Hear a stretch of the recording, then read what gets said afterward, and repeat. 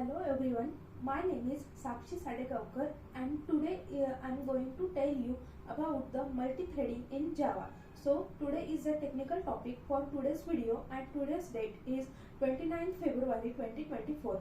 So what is the multi-threading and from where that multi-threading concept came into the picture.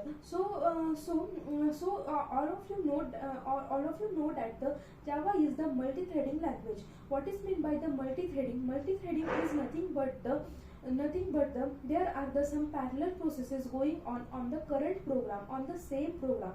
It means the concurrently two or the more processes are getting executed at the same time in the same program. In our general language, it is called as the multitasking, and the Java takes this multitasking tasking concepts into the applications into the practical use, and it is nothing but the multi-threading. When you have to use the multi-threading in your programming, or if you have to write the multi-threaded code, then you have to import the java.language.thread class. In that you can write all the multi-threaded multi-threaded code line by line, and you can execute it, and you can see how the execution is happen parallelly in the multi-threaded program. Now when the thread comes to born, means when we create the thread, and up to the end of the program, what is the states and what is the life cycle of the thread, that we will going to see. So when the thread creates, it goes from the various types of the state up to the end of the program. So the first is the new state. In the new state, when we created the thread, the thread is in this state up to the execution is started before the execution time. And when the thread is created, the thread is in the new state. The memory allocated in this state the resources allocated in this state is nothing but the memory. In this state, the thread is not executing, it is just created.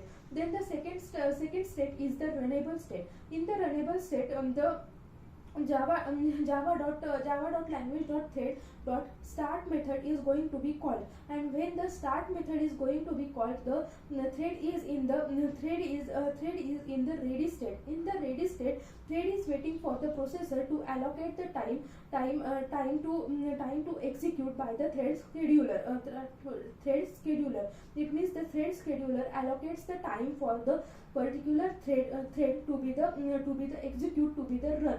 So the thread now secondly thread is in the runnable state, and it is also called as the ready state. Then the third one is the run state. In the run state, thread is properly executed.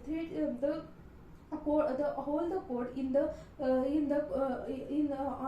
thread is executed on the CPU by the various processes. So it is the run state. Now the waiting state. The thread may enter this state. Not all the time thread goes in the waiting state, but thread may enter this state.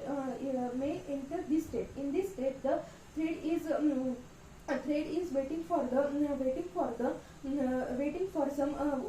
some resources. The thread goes in this waiting state when there is the no availability of the resources, like the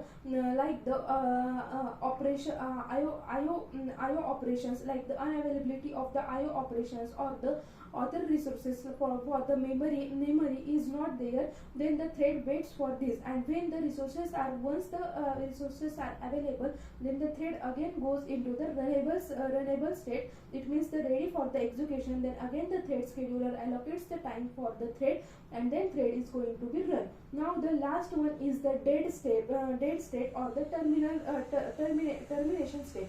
In this state, the thread is going to be terminated. It means when the thread is when the thread is going to be when the thread is explicitly ended by the system dot exit method, or the thread execution is totally completed, then the thread goes into the dead state. It means in this state the termination of the program, termination of the particular thread is going to be end. So it is all about the life cycle of the thread, how from the starting to the ending our thread is going from the various states. Here the time allocation and also the main thread are too many concepts, and we will going to see it in the next video. So today's main concept is about the life cycle of the thread. So hope so you all understand this. So thank you.